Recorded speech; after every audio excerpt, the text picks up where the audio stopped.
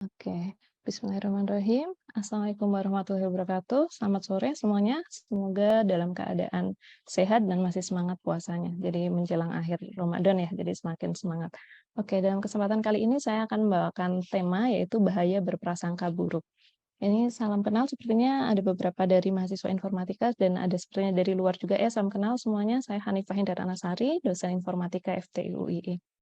Nah, kita lihat dulu dari arti katanya dulu ya, dari berprasangka itu apa sih dalam KBBI seperti itu. Jadi berprasangka di KBBI itu kata dasarnya prasangka. Jadi berprasangka itu artinya memiliki prasangka gitu. Jadi di sini kemudian prasangka itu sendiri adalah pendapat atau anggapan yang kurang baik mengenai sesuatu sebelum mengetahui, menyaksikan atau menyelidiki sendiri atau syak gitu. Jadi belum dibuktikan gitu ya. Kemudian pendapat atau sikap yang berlandaskan emosi sehingga tidak terbuka terhadap alasan yang berlawanan dengan apa yang diyakini atau bisa juga disebut sebagai praduga. Nah, kenapa sih, bahayanya berprasangka buruk gitu ya, prasangka buruk itu kan bahasa Arabnya suudzon gitu ya, lawan katanya adalah berprasangka baik atau husnuzon. Kenapa sih kita tidak boleh suudzon gitu, karena dalam case-case-nya, kita banyak temui ya berita-berita di sosial media bahwa sudah sangat banyak gitu. Jadi case, kasus, hingga sampai pembunuhan dan seterusnya itu awalnya adalah karena berprasangka buruk. Ternyata, kondisinya sebenarnya tidak seperti itu gitu. Jadi kita harus menjaga hati kita gitu ya.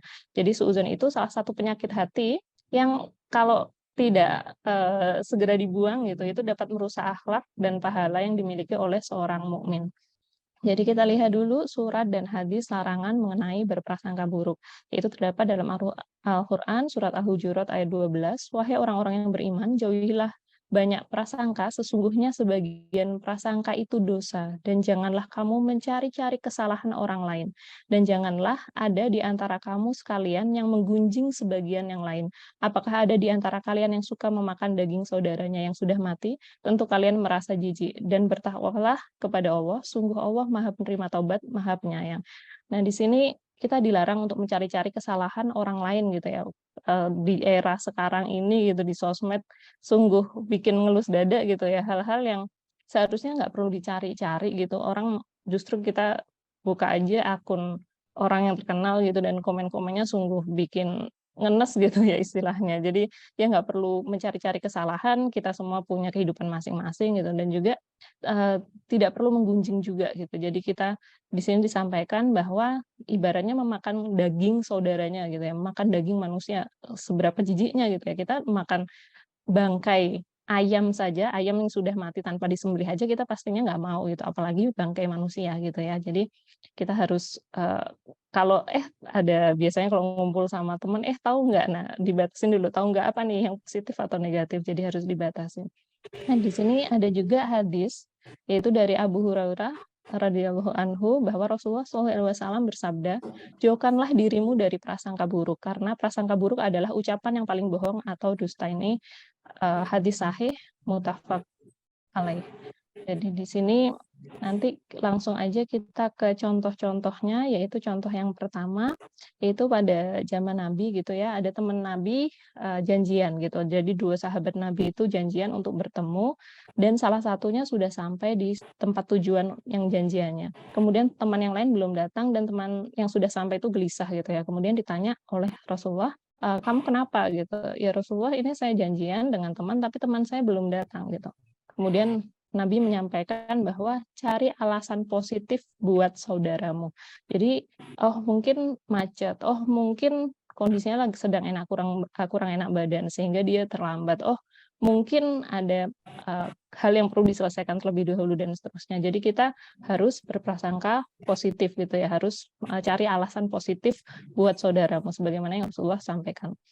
Kemudian, contoh yang lain yaitu masih di zaman Nabi, yaitu, kasus sahabat Badui, mungkin sudah ada yang pernah mendengar juga, yaitu, sedang di suatu masjid gitu ya, sedang ada pengajian di situ, terus kemudian sahabat Badui itu masuk dan dia kencing di masjid gitu. Kemudian sahabat Nabi marah gitu ya, mau ngejar-ngejar, mau mukul gitu, mau dipukulin. Kemudian karena dia sedang kencing sehingga kencingnya itu berceceran ke mana-mana. Nah, Rasulullah memberi tanda kepada sahabat-sahabatnya untuk duduk gitu ya, untuk tidak mengejar dan duduk. Kemudian setelah sahabat Badui tadi sudah selesai kencing dan sudah menutup auratnya, Nabi bertanya gitu, mendatangi dan bertanya, "Wahai sahabat Badui, tidaklah pantas kamu, istilahnya kencing di dalam rumah Allah," gitu. Jadi dan ternyata sahabat Badui tersebut tidak tahu bahwa kencing di masjid itu hal yang tidak diperbolehkan gitu. Jadi kita harus cek dulu gitu, karena yang dilakukan itu karena memang orangnya tahu atau tidak. Jadi harus, di cross check lagi dan harus berpikir positif terlebih dahulu.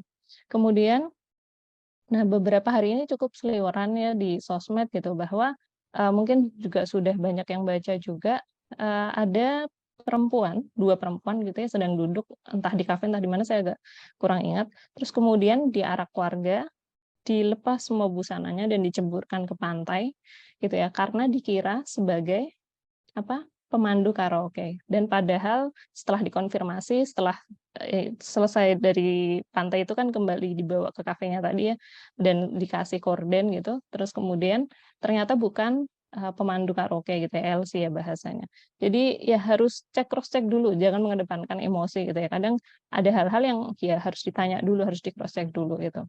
Kemudian ada contoh lain yaitu pada sahabat, zaman Nabi juga gitu, yaitu sahabat Nabi memiliki kebun kurma yang sangat luas. Beliau mendatangi, Rasul gitu, "Ya Rasul, bagaimana hukumnya sabar kepada pekerja?" Gitu, pekerjanya dia sangat banyak gitu ya, karena dia punya kebun kurma yang sangat banyak. Nah terus Nabi saat itu menunduk terlebih dahulu, biasanya Nabi kalau menunduk kan menunggu wahyu gitu ya, atau hal-hal yang lain, jadi, menunggu datangnya, bertanya dulu kepada Allah gitu ya, setelah menunduk kemudian dia menyampaikan, "Sabarlah sampai 70 kali," gitu. Jadi bahwa kita kerja dengan orang pun, dengan istilahnya bawahannya gitu ya, kalau dalam case ini, itu sabarnya harus sampai 70 kali dulu. Jadi ketika ada pekerjaannya bekerja kurang baik atau yang lain gitu, jadi, ditanya dulu sudah tahu atau belum, disampaikan yang benarnya seperti apa, kecuali untuk case-case yang memang sangat fatal ya. Jadi harus, ditanya dulu, jadi disampaikan bahwa sabarnya sampai 70 kali gitu, saking kita harus berpikir positif gitu ya kepada orang lain. Nah, sama juga kayak misalkan mungkin, bisa jadi di sini ada banyak teman-teman mahasiswa juga ya, jadi mungkin, oh kok temennya ngilang nggak ikut ngerjain. Nah, bisa jadi karena temennya nggak tahu apa yang mau dikerjain atau nggak tahu memang ada kerja kelompok. Nah, bisa jadi ditanyain dulu nih, "Kenapa nggak ikut ngerjain?" Gitu. Terus, "Kita ada ngumpul kok nggak ngumpul?" Gitu, "Kok menghilang ke mana?" Oh, ternyata dia emang sama sekali nggak tahu, chat-nya mungkin grup WA-nya sangat banyak, chat-nya ketumpuk dan seterusnya. Jadi perlu dikonfirmasi terlebih dahulu. Atau mungkin juga bapak ibu yang lain misal di rumah atau asistennya mungkin, asisten mata kuliah entah pekerjanya di rumah gitu ya, asisten rumah tangga mengerjakan sesuatu yang salah gitu.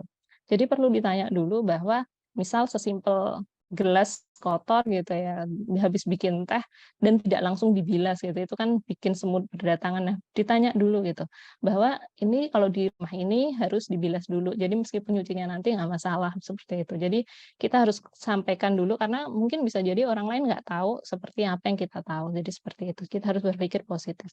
Nah, kemudian, ada saya memberikan analogi yang lain, jadi ini sepertinya saya baca juga gitu, bahwa ada perempuan, masih single gitu ya, saya lupa itu kos-kosan dia ngekos atau bukan gitu, atau rumah gitu. Kemudian dia pulangnya biasanya malam, jam 9, 10, jam 8 gitu ya, dan dia pulangnya diantar cowok, diantar putra gitu ya, laki-laki. Kemudian tetangganya menggunjing gitu, "Oh si itu pulang tiap hari diantar cowok gonta-ganti," gitu. Padahal kenyataannya adalah perempuan tersebut memang bekerjanya pulangnya malam, dan kenapa diantarnya cowok gonta-ganti, dia nge-Go atau Grab car, karena pulangnya malam gitu. Jadi ya sungguh miris gitu. Jadi ketika nggak di, konfirmasi dulu, orang berpikirnya udah liar gitu, daripada berprasangka waktunya kebuang nggak jelas, mending tanya aja kalau memang penasaran gitu. Toh waktu juga sangat berharga dibandingkan untuk berprasangka gitu ya. Jadi lebih baik banyak hal positif yang bisa banyak dikerjakan. Ini kayaknya contohnya sudah lebih dari 3 nggak apa-apa ya. Kemudian ada juga saya memberi analogi yang lain yaitu, ada seorang ibu gitu, mengantarkan anaknya yang sedang sakit gitu, balita ke dokter anak gitu ya, sedang ngantri untuk periksa ke dokter anak karena anaknya sedang kurang sehat. Terus kemudian kan duduk ngantri gitu ya di rumah sakit, itu kemudian di belakangnya juga ada ibu yang sedang ngantri juga untuk anaknya periksa ke dokter anak tersebut gitu. Terus kemudian ibu yang duduk di depan tadi sambil megang handphone gitu ya, otak-atik sosmed dan seterusnya. Ibu yang di belakangnya berpikir, "Ih, ibu itu di depan anaknya lagi sakit masih sempat megang sosmed, bu handphonenya ditaruh dulu," gitu. Padahal kenyataannya adalah ibu yang di depan itu adalah seorang pekerja yang salah satu job desk-nya adalah memegang sosial media dari kantornya gitu. Jadi banyak hal yang mungkin bisa jadi karena kondisinya berbeda, background setiap orang berbeda sehingga apa yang orang lain lakukan itu tidak masuk akal di kepala kita gitu. Jadi lebih baik ya sudah gitu, tidak perlu berprasangka buruk terhadap apa yang dilakukan orang lain. Kemudian tapi, ini tadi contoh-contoh yang kita harus berpikir positif gitu, tapi juga harus realistis. Misalkan ada orang sudah kita lihat gitu di parkiran utak-atik, mau bobol dari motor kita atau mobil kita misalkan. Terus kita masih berpikir positif, "Oh ada apa Mas? Duduk-duduk aja ya di motor saya." Nah harus tetap realistis ya. Jadi hal-hal yang memang sudah secara realistis itu kita tahu bahwa itu hal yang tidak baik, ya berarti ya memang harus bertindak gitu. Jadi tidak berpikir positifnya jangan, tidak berdasar juga gitu, tetap harus realistis begitu. Jadi atau mungkin jam 3 pagi rumah kita, suara klutek-klutek di pintu ada orang yang mau bobol pintu rumah kita juga harus tetap realistis. Jadi tidak berpikir positif untuk hal-hal yang seperti itu. Nah, jadi kita harus husnuzon tadi berpikir positif gitu ya, berprasangka baik, mulai kepada Allah hingga kepada makhluknya gitu. Jadi kenapa kepada Allah? Ya karena Allah sendiri, sudah menyampaikan gitu ya dalam sebuah hadis qudsi dari Abu Hurairah radhiyallahu anhu, Rasulullah SAW bersabda yang artinya, Allah berfirman sebagai berikut, "Aku selalu menuruti persangkaan hambaku kepadaku. Apabila ia berprasangka baik, maka ia akan mendapatkan kebaikan. Adapun bila ia berprasangka buruk kepadaku, maka dia akan mendapatkan keburukan."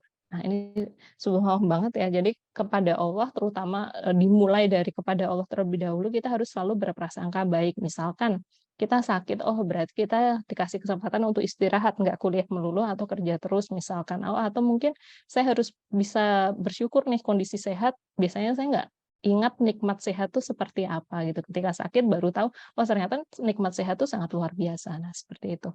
Jadi dimulai dari kepada Allah terlebih dahulu hingga kepada makhluknya. Nah, saya rasa cukup sekian dari saya. Banyak salah mohon maaf, apabila ada kesalahan pastinya dari saya. Oke, banyak salah mohon maaf. Wassalamualaikum warahmatullahi wabarakatuh.